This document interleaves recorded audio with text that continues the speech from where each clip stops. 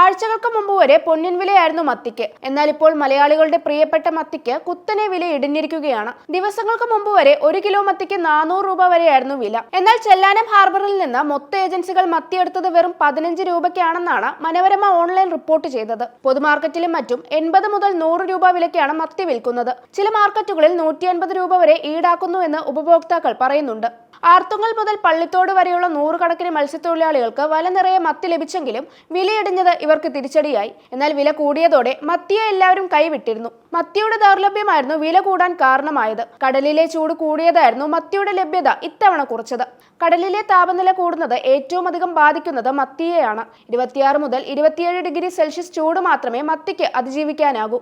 എന്നാൽ എൽ നീനോ എന്ന പ്രതിഭാസം കാരണം ഇത്തവണ 30 മുതൽ 32 ഡിഗ്രി വരെ കടലിലെ ചൂട് ഉയർന്നിരുന്നു. ഇതോടെ ആഴക്കടലിലേക്ക് മത്തി കൂട്ടത്തോടെ നീങ്ങി. ആവശ്യമായ ഭക്ഷണത്തിന്റെ അഭാവം മത്തിയുടെ വളർച്ച മുരടിപ്പിച്ചിട്ടുണ്ട് എന്നാണ് മത്സ്യത്തൊഴിലാളികൾ പറയുന്നത്. ഇപ്പോൾ ലഭിക്കുന്നത് ചെറിയ മത്തികളാണ്.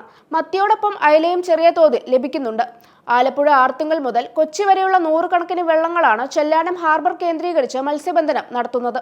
അതേസമയം മത്തി സുലഭമായതോടെ ഹാർബറിലേക്ക് മത്സ്യത്തീറ്റ നിർമ്മാണ കമ്പനികളുടെ ലോറികളുടെ തിരക്കാണ്. ഇതര സംസ്ഥാനങ്ങളിലെ ഉണക്കിപ്പൊടിക്കുന്ന മീൻതീറ്റ നിർമ്മാണ കമ്പനിയിൽ നിന്നുള്ള ലോറികൾ വ്യാപകമായി മത്തി വാങ്ങാൻ എത്തുന്നുണ്ട്.